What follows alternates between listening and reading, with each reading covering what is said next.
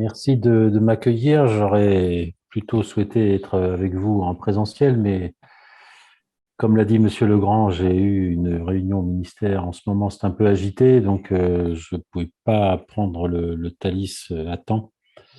Donc c'est pour ça que je suis en visio. Donc je vais partager mon écran. Est-ce que vous voyez Oui, on voit votre écran avec les différentes diables pour l'instant. voilà. Là, c'est en plein écran, ça va? OK. Euh, Alors, je sais pas, mais je vais peut-être me présenter rapidement. C'est inscrit sur la première diapo. Je suis économiste de formation. Je suis le responsable du service études références prospectives aux chambres d'agriculture de France. On n'appelle plus ça APCA depuis quelques jours maintenant. Le nom a changé, mais bon, lorsque j'ai envoyé le diapo, j'ai conservé l'ancien nom, l'Assemblée permanente des chambres d'agriculture. Et j'évolue donc dans une direction qui s'appelle la direction économie des agricultures et des territoires. J'ai une seconde casquette qui est celle du chercheur, puisque je suis dans un laboratoire qui s'appelle Regard, qui s'occupe de ressources et de développement durable à l'Université de Reims Champagne-Ardenne. Et je suis également membre de la section 10 économie et politique agricole de l'Académie d'agriculture. Voilà, donc toutes ces activités me conduisent à non seulement diriger ce service, mais aussi au sein des chambres et du laboratoire et de l'académie à travailler et à publier un certain nombre de choses, soit sous forme d'articles, soit sous forme d'ouvrages. Et pour les publications des chambres, elles sont tout à fait disponibles gratuitement sur le site des chambres d'agriculture à la rubrique études économiques. Bien, alors j'ai intitulé mon propos l'agriculture partant de guerre. Euh, J'aurais pu aussi rajouter la pandémie, mais j'en parlerai de façon très épisodique, hein, puisque l'essentiel aujourd'hui, c'est évidemment le conflit russo-ukrainien et les conséquences que ce conflit a entraîné, même si je vais le rappeler, avec la pandémie, on avait déjà au moment du tout début de l'année 2020 les signes annonciateurs d'une nouvelle flambée des prix, d'un nouveau cycle haussier qui a eu des répercussions et qui continue à en avoir de plus en plus, puisque la décision du gouvernement indien de suspendre les exportations, même si ce n'est pas un grand acteur sur la scène internationale, mais c'est un gros producteur, eh bien, a rendu les marchés de plus en plus nerveux. Et il y a 48 heures, la tonne de blé avait frôlé les 440 euros. Donc, c'est un nouveau record par rapport au pic du mois de mars, où on avait passé la barre des 400. Donc voilà, je vais me concentrer sur ce conflit, sur ses répercussions, à la fois sur les productions animales et les productions végétales. Regardez quand même, puisque l'actualité nous incite à le faire, ce qui peut se passer en termes de sécurité alimentaire mondiale. J'entendais vos débats à l'instant. Bien, il y a certaines sociétés dans le monde qui ont faim et effectivement, je pense qu'ils pourraient entendre un certain nombre d'arguments sur la nécessité de produire. Donc, vous voyez qu'on n'est pas tout à fait dans les mêmes contextes selon que l'on est dans des sociétés avancées ou dans des sociétés en développement ou qui ont des fragilités en matière d'approvisionnement alimentaire. Et puis, j'essaierai de regarder un petit peu les mesures qui ont été adoptées depuis quelques semaines en France en particulier, mais aussi à l'échelle européenne pour essayer de desserrer les contraintes, voir un petit peu ce qu'il en est de ce fameux Green Deal. Pourquoi n'a-t-il pas été réexaminé par la Commission européenne alors qu'il y avait des incitations assez fortes pour qu'elle le fasse. Et puis je conclurai, évidemment, même si c'est extrêmement aventureux de conclure dans une situation pareille, puisque d'heure en heure, pratiquement, il y a des avancées qui sont parfois significatives. Mais je terminerai quand même mon propos par un fait, c'est-à-dire que ce conflit russo-ukrainien est, à mon avis, en train de redessiner un certain nombre de choses, et en particulier la hiérarchie des nations qui peuvent produire et exporter. La Russie a certainement une stratégie derrière ce conflit. J'essaierai d'y revenir et on pourra en débattre si vous le souhaitez. Alors, on est donc face à une situation de flambée de prix à peu près dans tous les domaines. Et il faut essayer de comprendre pourquoi. Je rappellerai que lorsque la pandémie a commencé à s'atténuer à la fin de l'année 2020, même s'il y a eu des vagues successives après, comme vous le savez, il y a eu une année 2020 extrêmement difficile pour les économies. On a, pour les économistes, on emploie un terme maintenant, on a mis pendant l'année 2020 les économies au congélateur, c'est-à-dire qu'on a suspendu quasiment toutes les activités avec des processus de confinement, puis de déconfinement. Ce qui est assez frappant pour l'agriculture, c'est que le secteur agricole, même confronté à ces confinements, à ces contractions de débouchés, notamment, prenons un exemple, la fermeture des restaurations, des restaurants, hôtels et cafés, ça a apporté un coût quand même sévère. Mais globalement, que ce soit en termes de production, d'approvisionnement des ménages et aussi d'échanges internationaux, eh bien, on a constaté que le secteur agricole avait été un peu plus résistant que les autres secteurs d'activité économique, comme le bâtiment, par exemple, ou les transports. Voilà.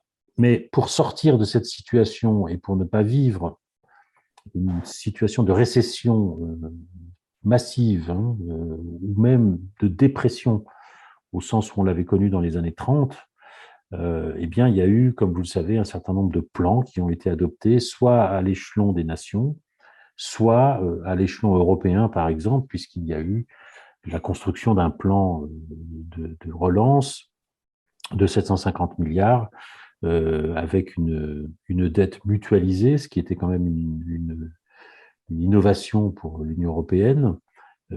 Tous ces plans de relance ont permis de réactiver la machine économique et ça s'est traduit pour la plupart des pays qui ont adopté ce type de mesures macroéconomiques, de politique économique, ça s'est traduit par une demande mondiale qui s'est précisément portée sur les produits de base, c'est-à-dire les produits énergétiques, les produits miniers et évidemment les produits agricoles. La Chine, qui a été l'une des rares nations à ne pas connaître la récession en 2020, puisqu'elle avait son taux de croissance toujours positif, alors que nous étions tombés à l'échelle mondiale aux alentours de moins 3,6. En France, ça a été moins 8%. Ça a été quelque chose d'assez profond. La Chine, dans la mesure où elle a renoué rapidement avec la croissance forte, d'autant plus qu'elle n'avait pas connu la récession, eh bien, elle a siphonné les matières premières, elle s'est mise à acheter énormément de pétrole, beaucoup de gaz et évidemment beaucoup de matières premières agricoles, à commencer par le blé ou le maïs, parce que en plus de cette situation générale, il y avait pour la Chine une ouverture pour reconstituer son cheptel porcin qui avait été durement touché par la peste porcine africaine et qui l'avait obligé à importer énormément de viande porcine en provenance du reste du monde et en particulier d'Europe. Et donc, elle s'est mise à acheter énormément de matières premières. Donc, on a eu une sorte de combinaison de facteurs entre la reprise économique, les besoins de la Chine, plus les autres pays qui dépendent quand même beaucoup de l'extérieur pour s'approvisionner. Il y a eu un faisceau là, de paramètres qui ont convergé pour tirer vers le haut le prix des matières premières. Vous avez à l'écran le prix du pétrole qui pose de redoutables problèmes aujourd'hui, comme vous le savez. Vous voyez qu'au moment de la pandémie, en pleine année 2020, on était descendu à 20 $ le baril. Donc, on était descendu vraiment très bas comparativement au sommet qu'on avait atteint au moment de la crise économique et financière, où on était plus très loin des 140 $ le baril. On a même eu quelques jours où les producteurs ne trouvant plus d'acheteurs, eh bien, il y a eu des prix négatifs, c'est-à-dire que les producteurs et les exportateurs perdaient de l'argent pour pouvoir écouler le peu de production. Et puis là, avec cette reprise, avec la soif d'énergie pour faire repartir l'économie, eh bien, le prix du pétrole s'est mis à flamber et avec la guerre russo-ukrainienne, évidemment, étant donné le poids prépondérant qu'occupe la Russie sur le marché mondial du pétrole et du gaz, comme on va le voir, eh bien, nous sommes arrivés à des sommets avec les répercussions sur le prix de l'essence, sur le prix du gaz naturel, du gaz non routier, etc., etc. Et donc, ça touche directement, évidemment, non seulement les consommateurs, les industriels, mais aussi les agriculteurs. Alors, la situation est assez tendue et elle l'est de plus en plus puisque nous avons, depuis le début de l'année 2021, c'est pour ça qu'il faut bien avoir à l'esprit que la flambée actuelle, certes, elle est massive, elle est profonde, mais elle est enclenchée par la reprise économique qui précède le conflit russo-ukrainien, et c'est ce conflit qui va aggraver, amplifier évidemment la fixation des cours à des niveaux qu'on avait rarement atteints. Donc, j'ai pris un échantillon, hein, le blé, le colza, l'orge, j'aurais pu prendre le maïs et ainsi de suite. Et puis, je vous ai mis aussi l'évolution du prix des huiles végétales, puisque on a constaté évidemment avec la raréfaction de l'offre de tournesol et d'huile de tournesol, dont l'Ukraine est un des grands producteurs et exportateurs. J'ai un graphique dans pas longtemps. Donc on a une demande qui s'est portée sur l'huile de tournesol, d'abord parce qu'il y a eu une réouverture généralisée des restaurants, cafés, hôtels, plus les ménages, l'industrie qui en utilise aussi, eh bien, on s'est mis à chercher de l'huile de tournesol et on s'est heurté évidemment aux disponibilités qui proviennent de l'Ukraine et un peu de la Russie. Et d'une certaine manière, même s'il y a un écartement entre le prix de l'huile de tournesol qui avait dépassé ces dernières semaines les $2000 la tonne, on est aux environs de 2300 aujourd'hui, il y a eu aussi un effet d'entraînement. Alors, il n'est pas massif, mais un effet d'entraînement sur les autres types d'huile, à commencer par l'huile de palme qui a été recherchée, puisqu'il y avait de moins en moins d'huile de tournesol. Et ça a conduit l'Indonésie à fermer ses frontières pour ne plus exporter d'huile de palme, étant donné le prix du marché mondial. Bon, probablement que derrière la décision de l'État indonésien, il y a aussi un comportement un peu spéculatif. En attendant que le prix de l'huile de tournesol monte encore un peu plus, on pourra revenir sur le marché sans doute un peu plus tard. Bien. Alors, sur l'huile de tournesol, vous voyez qu'il y a quand même quelque chose d'assez intéressant, d'assez massif. L'Ukraine et la Russie, à eux deux, représentent presque 80% des exportations mondiales. Et ensuite, ça se décline vraiment sur des proportions très modestes. Et en face, vous avez des importations importantes, donc toute une partie des pays méditerranéens, l'Inde, la Chine et l'Union européenne, bien évidemment. Et donc, ce phénomène de conflit militaire a entraîné évidemment une production qui a été lourdement perturbée, des exportations également, puisque les terminaux portuaires de l'Ukraine sont quasiment tous bloqués aujourd'hui, donc plus rien ne sort. Et par voie de conséquence, les pays importateurs ont cherché des substituts, en l'occurrence l'huile de colza. Il va falloir regarder, de mon point de vue, ce qui va se passer sur l'huile d'arachide, mais évidemment l'huile de palme que je viens d'évoquer à l'instant. Alors, l'autre information, de mon point de vue extrêmement importante, c'est que les niveaux de prix atteints aujourd'hui ont dépassé ceux qui étaient déjà considérés à l'époque comme très lourds, très dommageables pour les pays importateurs, dépassé les pics de 2008, de 2012 jusqu'en 2013, au moment où la crise économique et financière produisait ses effets. Donc on est largement au-dessus maintenant, avec des conséquences évidemment qu'on va voir tout à l'heure en matière de sécurité alimentaire à l'échelle mondiale. La graine de soja, évidemment, a suivi, même si elle, comparativement aux autres produits issus de grandes cultures, avait connu plutôt un tassement en 2021 avant de se redresser un peu en fin d'année. Et puis, avec le conflit, évidemment, ça se répercute de plein fouet. Alors, il faut rappeler, hein, et ça c'est quelque chose d'important, à la fois en termes géostratégiques, en termes économiques, mais aussi en termes agricoles, c'est que l'Ukraine et la Russie, à L2, représentent à peu près un tiers des exportations mondiales de blé, et que pour l'Ukraine, c'est 18 à 20% des exportations mondiales de maïs, et comme on l'a vu, donc une moitié à peu près de production et d'exportation d'huile de tournesol. Donc ça, c'est quelque chose qu'il faut avoir à l'esprit, bien sûr, parce que, comme on va le voir, l'Ukraine et la Russie sont des grands fournisseurs d'un certain nombre de bassins importateurs, et donc ça peut porter préjudice, évidemment, aux populations qui consomment ce type de produits végétaux. Et en face de ça, il y a une autre source d'inquiétude, c'est évidemment la durée du conflit. Quel va être l'état des surfaces cultivables en Ukraine? Combien de temps, si la guerre s'arrête demain matin, combien de temps il faudra pour remettre en service, pour remettre en culture ces surfaces cultivables en Ukraine? Est-ce que les Ukrainiens vont disposer d'assez de semences? Et puis de notre côté à nous, il y a évidemment, comme on va le voir, toute la question de l'approvisionnement en gaz, en engrais azoté notamment, qui provient pour une grosse part de Russie.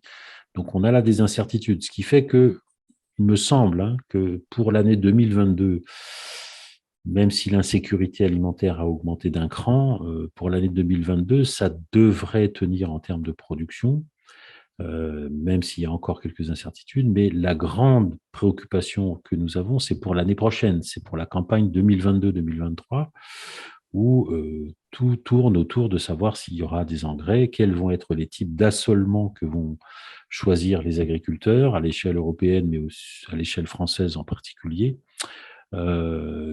Quels seront les pays qui vont décider d'arrêter ou non leurs exportations? Va-t-on trouver des productions de substitution en Australie pour le blé, en France également, aux États-Unis? Est-ce qu'il y aura des aléas climatiques qui vont empêcher ces reports, hein, d'un pays à l'autre? Bon, donc vous voyez qu'on a un foyer de questionnement tout à fait significatif, très lourd, qui peuvent compromettre évidemment les perspectives et la décision des acteurs économiques que sont les agriculteurs. Alors la première conséquence, c'est sur l'élevage, évidemment, même s'il y a des contrastes assez importants entre les systèmes d'élevage, mais aussi entre les pays. Et je prendrai tout à l'heure un exemple pour vous montrer que ça se passe mieux dans ce pays-là que dans d'autres. On aurait pu multiplier agrandir l'échantillon. Mais la première chose qui, évidemment, saute aux yeux, c'est l'aggravation du coût de l'aliment pour le bétail sur le mois de janvier. Alors, j'avais envoyé à Monsieur Legrand mon diaporama, mais depuis quelques jours, nous avons maintenant les chiffres de février. Alors, ça ne s'est pas arrangé, hein, ça a même augmenté puisqu'on est aux alentours de 18-20% comparativement à l'année 2021. On est sur des tourteaux de soja, de colza ou de tournesol qui oscillent entre 380 et 600 euros la tonne. Donc, ça alourdit évidemment la charge des éleveurs, ce à quoi s'ajoute une diminution des productions en 2021, déjà en 2021, de l'aliment pour les animaux, puisque les industriels de l'alimentation animale, étant confrontés à un alourdissement des prix de la matière première, eh bien, avaient déjà, sur le deuxième semestre de l'année 2021, commencé à réduire un petit peu leur production et à incorporer un peu différemment selon les produits dans l'alimentation finale pour les animaux. On va le voir. En plus, le marché chinois, lui, s'est fermé puisque, comme je l'ai dit tout à l'heure, il y a eu une reconstitution de leur cheptel. Donc, on a eu dans un premier temps une baisse des prix du porc en France, même si ça s'est redressé. Et vous voyez que l'indice des prix d'alimentation animale que vous avez sur la gauche de la diapo, il y a une certaine verticalité à partir de la fin de l'année 2020 jusqu'à aujourd'hui. L'Institut national de la statistique et des études économiques en France a indiqué que depuis sa création en 1947, il n'avait jamais vu un prix de l'aliment aussi élevé. Et puis, je vous ai aussi indiqué à droite le prix de l'aliment spécifique pour les porcs à travers l'indice des prix des moyens de production agricole, ce qu'on appelle en France l'IPAMPA. Eh bien là aussi, on a à peu près la même configuration, une sorte de verticalité.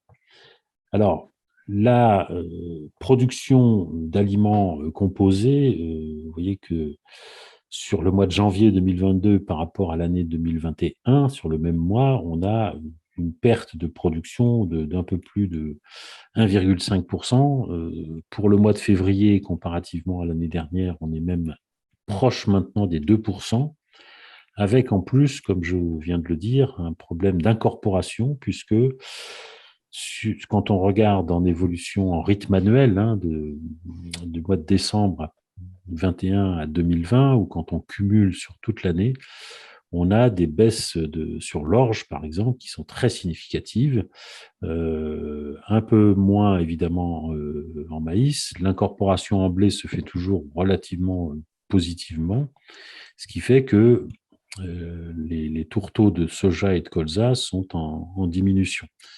Bien, et on a évidemment une constatation sans appel, c'est évidemment les cotations que ça peut représenter en évolution. Vous voyez que ça peut être des chiffres importants. 22% pour le blé, en plus, presque 40% pour le maïs, et ainsi de suite. Donc on est là sur des systèmes d'élevage qui sont finalement avec des charges qui s'alourdissent, même si,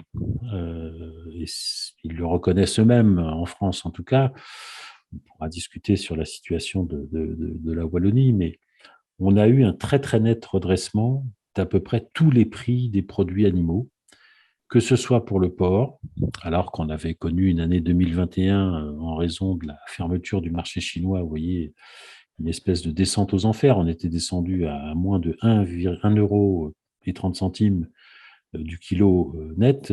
Là, on s'est redressé.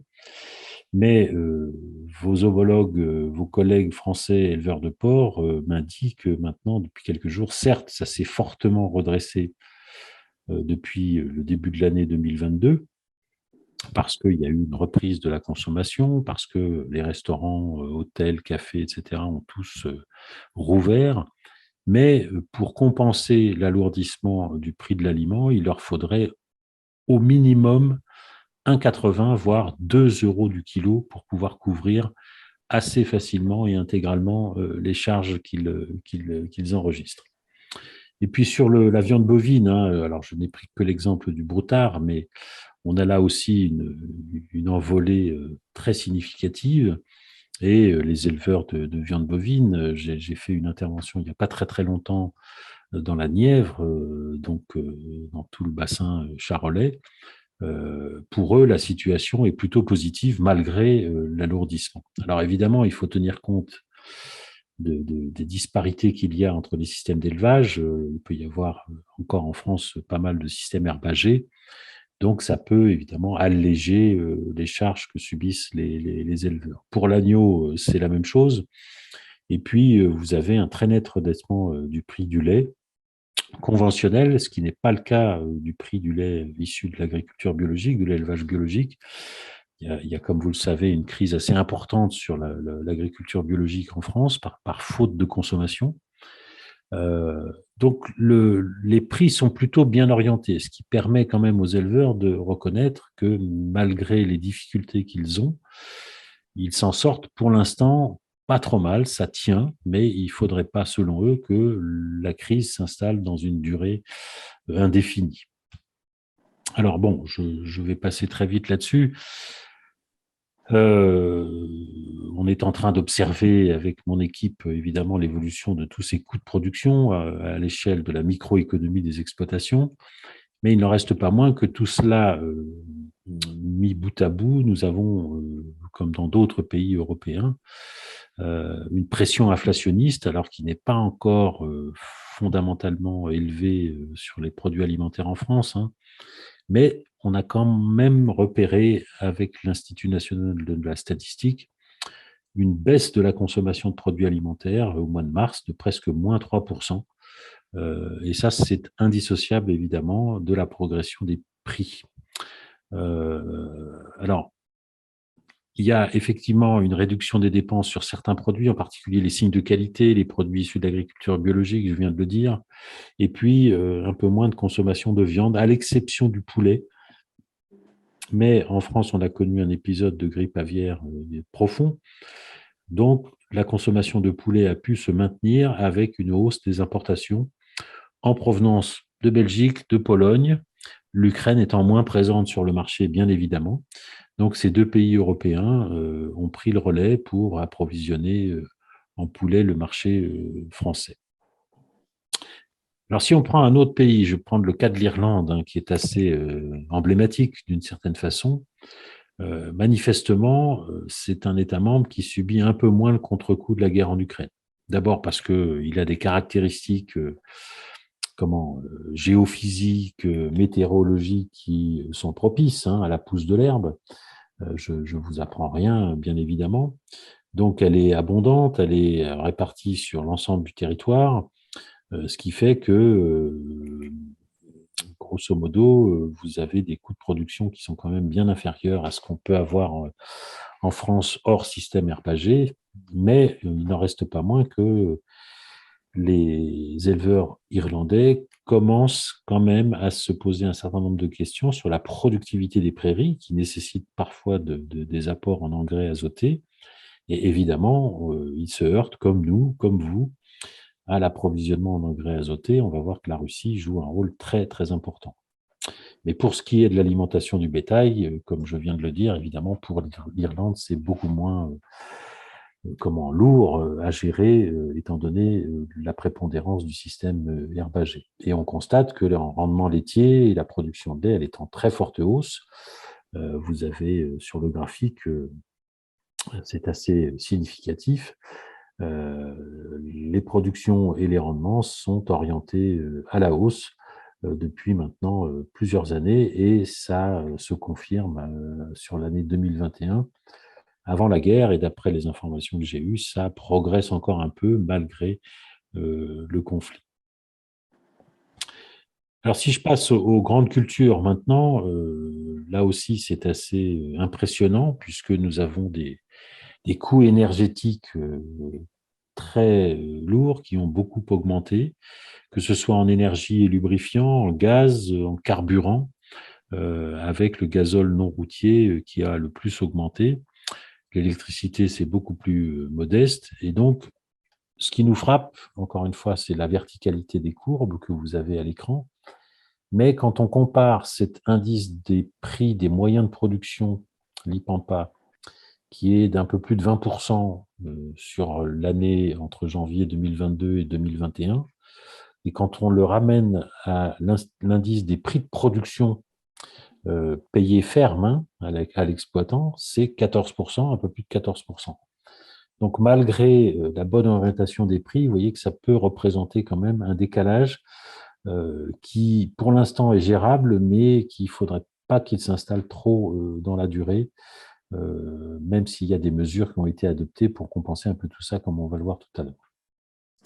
Bon, je passe très vite là-dessus parce que c'est un risque quand même qu'on a, c'est l'arrêt des livraisons de Gazprom à la Pologne et à la Bulgarie. Ça, c'est une mesure de rétorsion envers deux pays de l'Union qui ont pris des engagements en faveur de l'Ukraine. Et donc, vous voyez bien que la Russie, malgré les sanctions qui lui ont été infligées ces dernières semaines, a quand même des moyens d'adopter des mesures de rétorsion à son tour et de gêner évidemment l'activité d'un certain nombre de pays. Donc, on est sur une sorte d'énergie qui, pour la Russie, constitue une arme de guerre, comme va l'être du coup l'agriculture, comme on va le voir.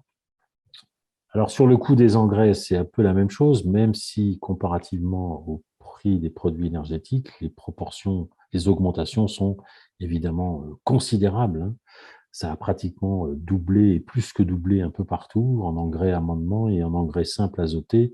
Vous voyez que c'est plus 138% sur un an. Et les derniers chiffres que j'ai pu me procurer ce matin font état sur février et sur mars de 150%. Donc c'est quelque chose d'assez impressionnant. Et c'est en ce sens-là, si vous voulez, que, évidemment, malgré l'envolée du prix du blé notamment, il y a quand même une petite menace qu'au bout d'un moment, ces charges pèsent un peu plus lourd que les recettes dégagées des ventes de blé. Bon, alors ça s'explique par de multiples facteurs. Je ne vais pas trop m'attarder. Il y a le prix du gaz, le prix de l'énergie en général, le fret maritime qui avait beaucoup augmenté jusqu'à la fin de l'année 2021. Le fait que il y a un certain nombre de pays comme la Chine et la Russie qui avaient restreint leurs exportations d'engrais, et puis il y a une demande mondiale qui était quand même assez ferme, aux États-Unis, au Brésil notamment. Le Brésil est un pays qui, en termes agronomiques, étant donné son territoire et l'humidité, a énormément besoin d'engrais. Donc ça représente une source d'incertitude et donc de pousser des prix. Alors, sur les principaux exportateurs d'engrais, je vous ai un petit peu fait des rappels sur l'année 2019. Je n'ai pas eu les chiffres beaucoup plus récents par la FAO, mais on est quand même sur une importance, vous voyez, de la Russie, de la Chine et du Qatar. En azote, en phosphate, c'est à peu près la même configuration avec plutôt une prédominance de la Chine. Et puis en potassium, le Maroc évidemment, mais la Russie représente entre 19 et 20%. Donc nous sommes vraiment très dépendants, ce qui évidemment ouvre tout un débat autour de la question qui est de savoir comment on va faire évoluer les systèmes de culture, mais il faut avoir à l'esprit, selon moi, les problèmes de temporalité. On ne bascule pas d'un modèle de production à un autre en quelques semaines, alors que là, il y a une situation d'urgence, en tout cas sur la campagne qui va s'ouvrir 2022-2023. Et sur le marché des engrais, quand on regarde l'origine des importations de certains pays, vous voyez que la Russie est quand même assez présente. Et puis ensuite, la Belgique, les Pays-Bas en tant qu'importateurs sont quand même des pays importants. Mais il n'en reste pas moins que les prix, que ce soit de l'ammonitrate, de l'urée, de la solution azotée ou du PK, se rapprochent maintenant ou ont dépassé les 1 000 € la tonne. Et donc, un certain nombre d'agriculteurs, évidemment, font état d'une facture qui est très alourdie et qui peut menacer leur trésorerie. Bon, je vais passer peut-être un peu vite là-dessus. C'était juste pour vous montrer les restrictions à l'exportation, mais bon. En revanche, peut-être vous montrer que il y a un décalage, vous voyez, entre le prix du gaz qui est en bleu et le prix de l'alimentation, les prix agricoles. Quand on fait un petit suivi sur ces deux courbes, il y a un écart qui s'installe, avec évidemment l'ouverture de la guerre. Vous voyez qu'il y a eu un choc assez significatif. On était sur un prix du gaz naturel qui était en dessous du prix agricole en rouge jusqu'à ces dernières années, et avec évidemment la guerre, on est passé au-dessus, comme on l'était au moment de la crise économique et financière, puisque, comme vous l'avez vu tout à l'heure, le prix de l'énergie était monté quand même très haut. Alors, la troisième conséquence, on peut difficilement ne pas en parler, puisque tout le monde en parle dans la presse, dans les médias, mais aussi à l'échelle internationale. Pour ne prendre qu'un exemple, c'est la déclaration du secrétaire général de l'ONU il y a quelques semaines qui indiquait que nous étions face à un ouragan de famine. Donc, c'est pas négligeable, c'est pas forcément pour faire peur, mais c'est aussi pour regarder une situation réelle.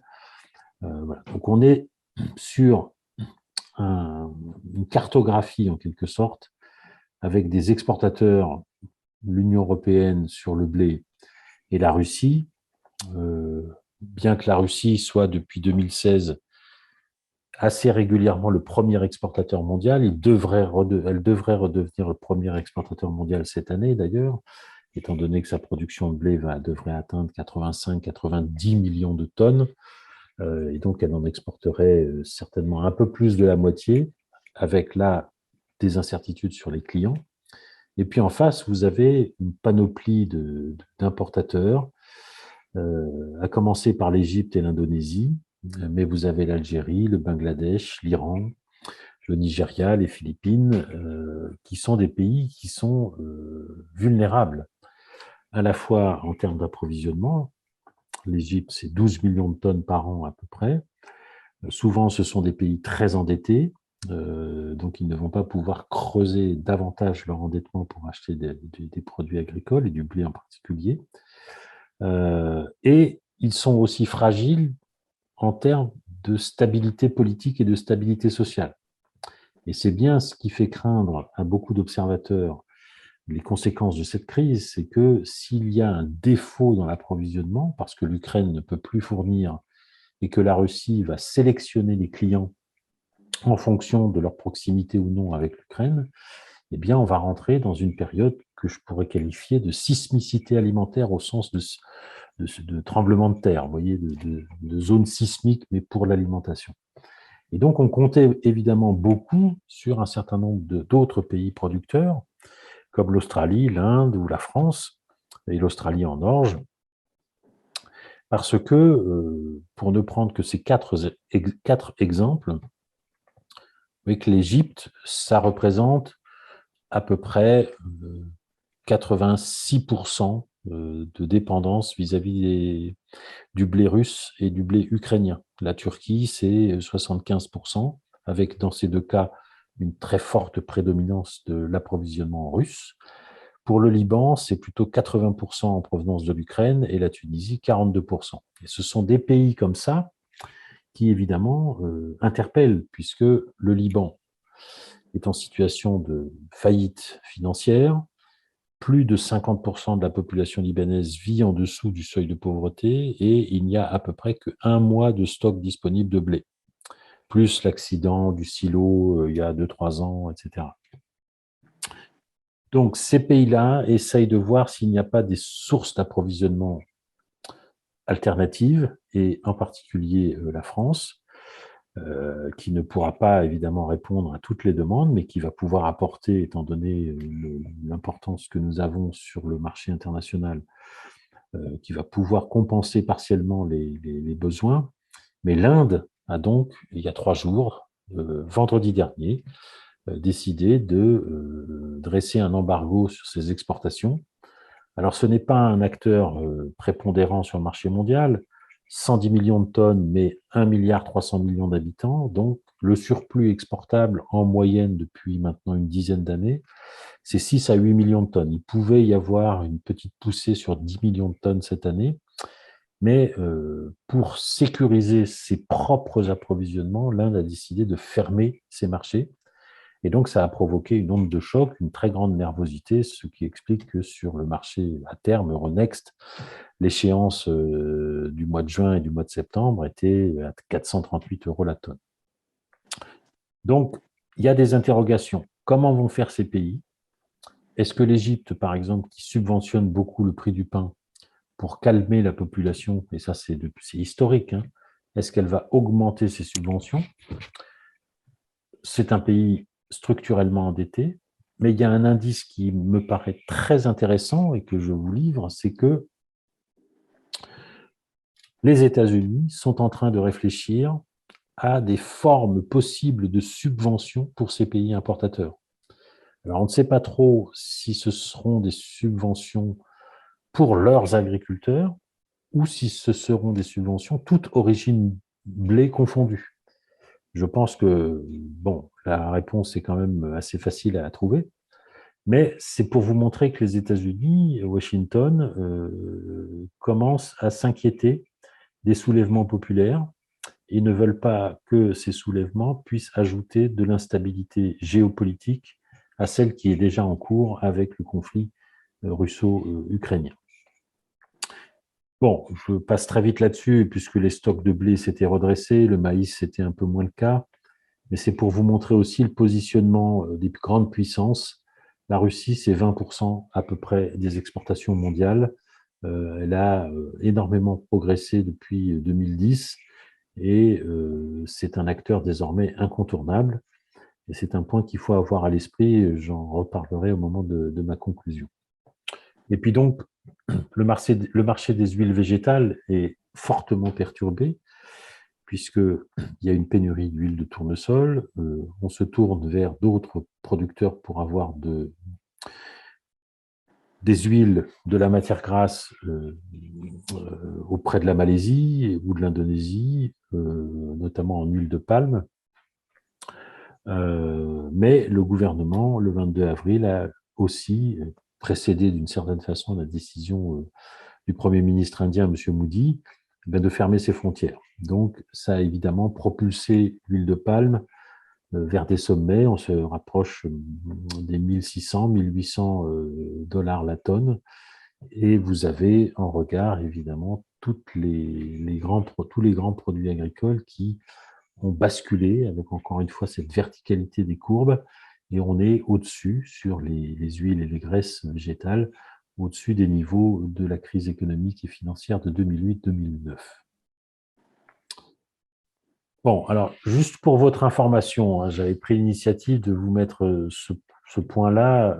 Food and Agriculture Resilience Mission, c'est une décision, une initiative qui a été prise par le président de la République avant sa réélection pour essayer de trouver des solutions et essayer d'apaiser les tensions. Donc, c'est sur 3 piliers. Un pilier commercial pour essayer de fluidifier un petit peu les flux, mais essayer aussi de les rendre transparents pour essayer de voir un peu quels sont les états des stocks, notamment. Un pilier solidarité, alors c'était soutenir les capacités agricoles de l'Ukraine. Par exemple, le commissaire européen à l'agriculture a récemment indiqué qu'il pourrait y avoir une aide significative pour les infrastructures ferroviaires qui permettraient à l'Ukraine de transiter par la Pologne ou la Roumanie, mais surtout par la Pologne, de façon à rejoindre les ports du nord de la Pologne, comme Gdansk, de façon à pouvoir exporter un peu de blé. Mais bon, comme je vous l'ai dit tout à l'heure, les guerres sont ce qu'elles sont. Il y a eu les terres sont endommagées. Il y a un certain nombre d'agriculteurs, même s'il y a eu des dérogations pour qu'ils ne partent pas sur le front, sont quand même partis. Il y a des matériels qui est fortement affecté aussi, etc. Donc, l'Europe essaye de trouver des solutions de ce type-là. Et puis, un pilier production, essayer de voir comment on peut, à l'échelle européenne, renforcer les capacités agricoles de façon durable, mais aussi dans les pays concernés. Alors, les pays concernés, c'est ceux que j'ai évoqués. Mais là, encore une fois, c'est un problème de temporalité. Ça ne pourrait pas se faire aussi rapidement qu'on pourrait le croire. Alors, cette initiative qui a réuni un certain nombre d'experts autour de la cellule diplomatique de l'Élysée, j'ai été intégré dans ce groupe d'experts, mais ça m'a fait immédiatement penser à ce qui s'est passé en 2008-2012, lorsque, au moment de la tenue du G20 en 2011, sous présidence française à l'époque, c'était Nicolas Sarkozy, il y avait eu un certain nombre de propositions et d'adoption de mesures, en particulier une mesure phare, c'était le système d'information des marchés agricoles, le AMIS, où les pays s'engageaient à partager des informations sur la production, sur la consommation et sur les stocks disponibles à l'échelle mondiale. Donc, j'ai indiqué que c'était certainement une bonne initiative, ce projet Farm, mais que peut-être faudrait-il faire un bilan des actions qui avaient été décidées de mener en 2011, entre 2011 et aujourd'hui. Donc, pour l'instant, il n'y a pas de réponse, Et puis, il y avait eu un forum d'action rapide pour coordonner les politiques commerciales et éviter l'interruption des échanges. Là aussi, il faudrait dresser un bilan. Bien, parce que à l'échelle de l'Union européenne, cette initiative française a posé des problèmes, puisque l'Allemagne, Berlin, a avancé sa propre initiative sans se coordonner avec Paris. Donc, vous voyez qu'il y a déjà des dissensions au sein de l'Union européenne pour répondre à la crise actuelle. Mais bon, l'intention est là, il va falloir suivre ça de près pour essayer de répondre aux besoins, notamment ceux qui sont exprimés par les pays de l'autre côté de la Méditerranée.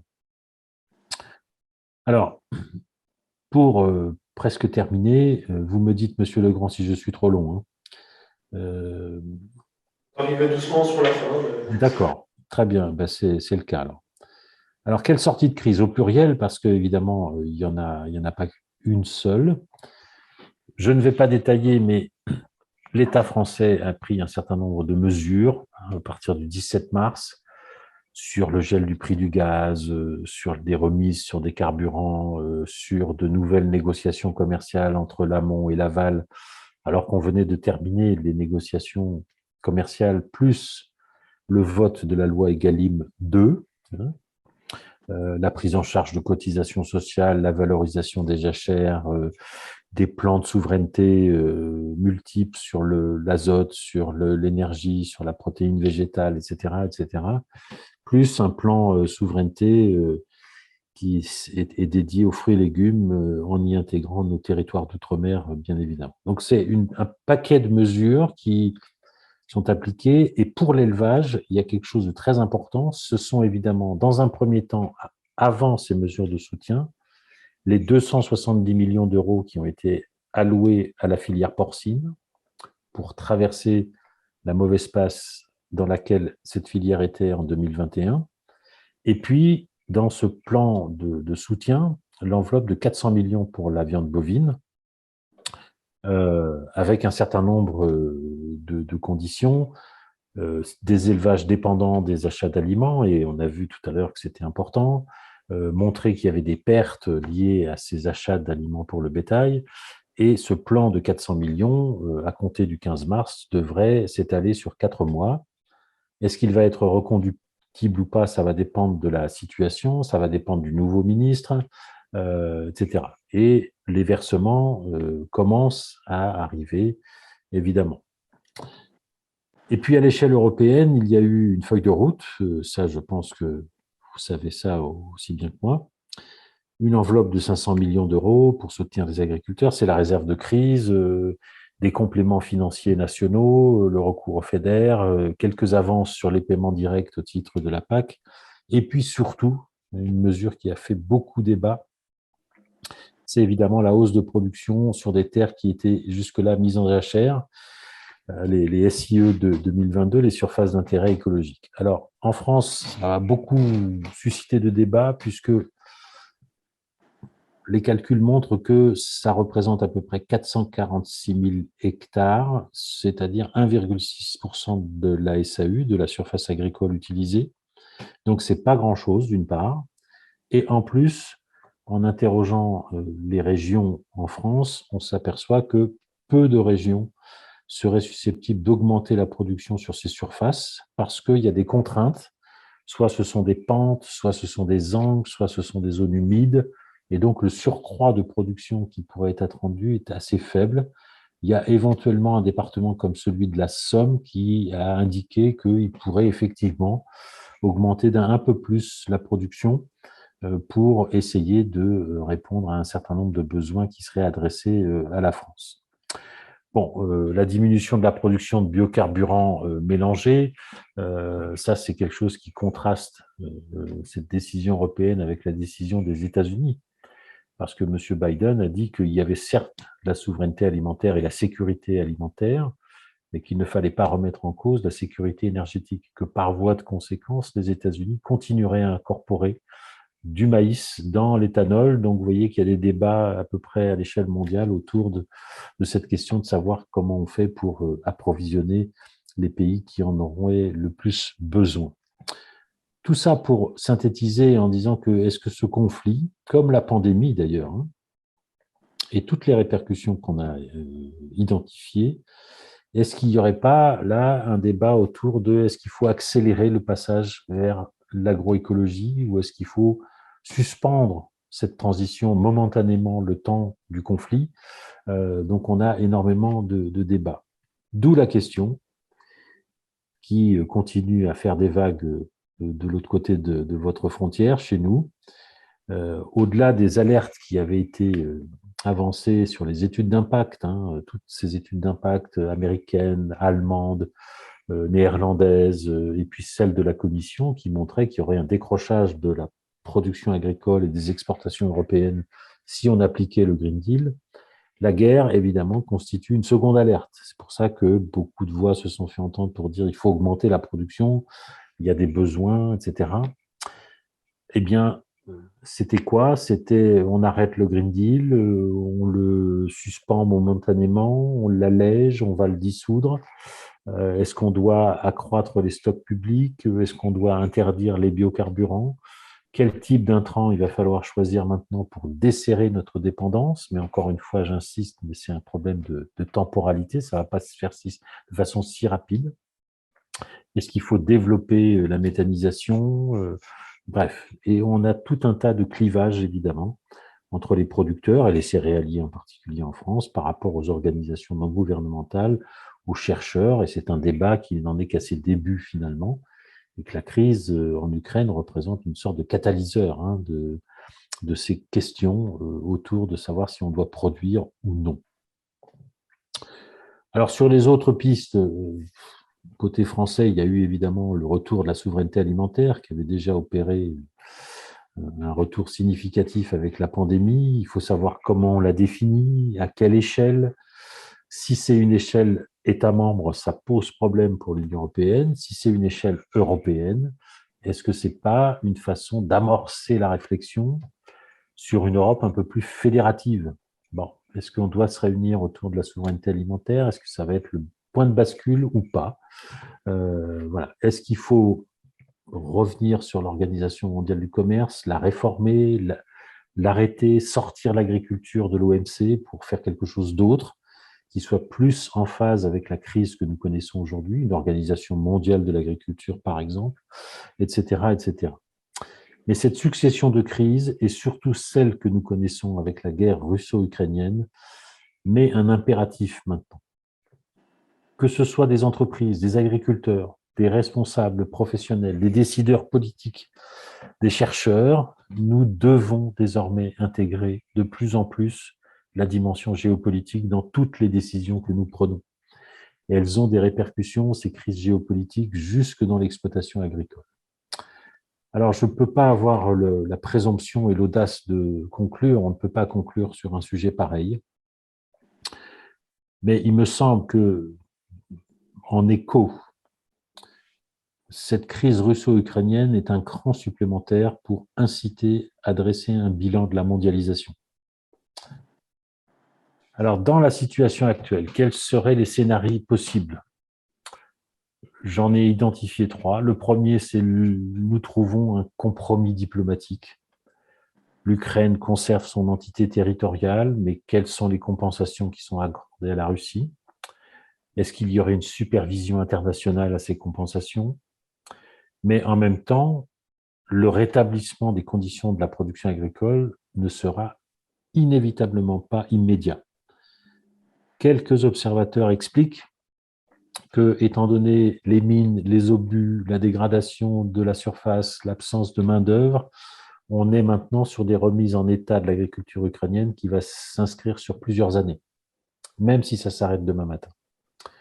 Le deuxième scénario, c'est celui d'une Ukraine qui est partitionnée, scindée en gros en deux, avec toute la partie est et notamment la partie du Donbass, qui est la plus productive en blé, alors que le maïs se situe peut-être un peu plus au nord.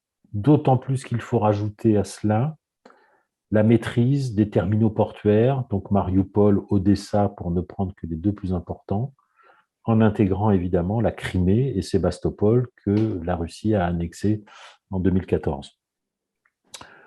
Ce qui ferait de la Russie une très grande puissance agricole à l'échelle mondiale, capable d'imposer son pouvoir alimentaire un petit peu comme les États-Unis avaient pu le faire après la Deuxième Guerre mondiale. Donc je crois que ce scénario de partition mérite d'être examiné parce que ça redéfinit la hiérarchie des nations productrices et exportatrices de produits agricoles. C'est très important parce qu'en face d'eux, en face de cette Russie, il y aurait des importateurs qui seraient fidèles, alliés, partenaires, plus ou moins. La Chine, l'Égypte, le Moyen-Orient, l'Afrique, le Brésil, la Russie a exporté récemment quelques milliers de tonnes de blé vers la Syrie, par exemple. Je vous rappelle qu'à l'Assemblée générale de l'ONU, plus de 35 pays se sont abstenus, et en particulier des pays africains. Donc on est là sur une recomposition, à mon sens, dans cette guerre, de la hiérarchie des nations qui sont impliquées dans des productions agricoles et des exportations de produits agricoles et alimentaires.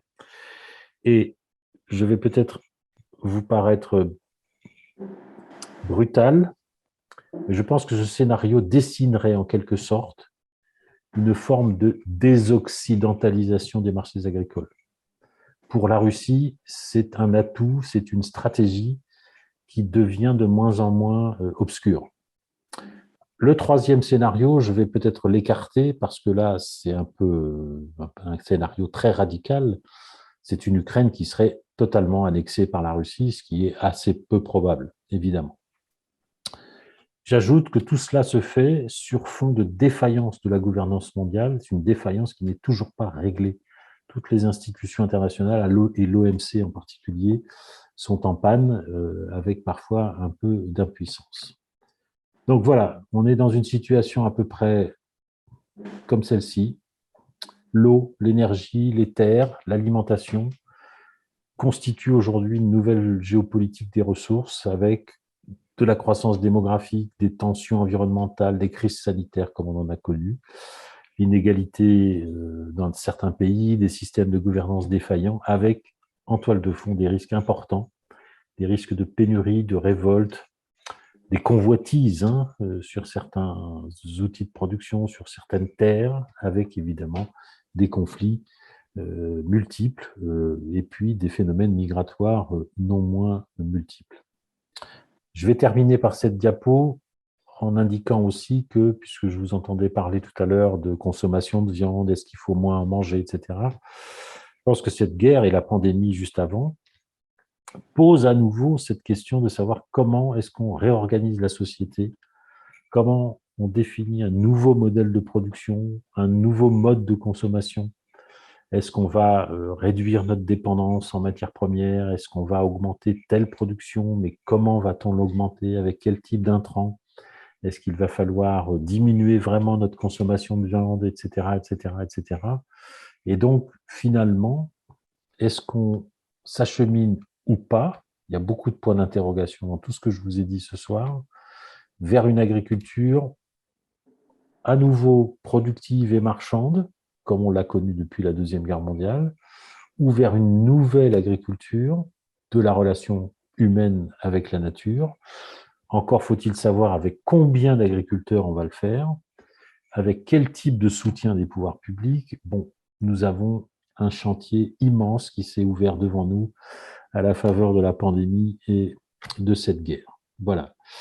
Alors, je vous remercie. J'ai mis 2 noms sur la dernière diapo. Le mien et celui de ma collaboratrice Marine Raffray, puisque cette collaboratrice travaille depuis un long moment avec moi et que nous avons énormément investi dans cette guerre pour en saisir à la fois les causes, les conséquences et les perspectives. Merci beaucoup.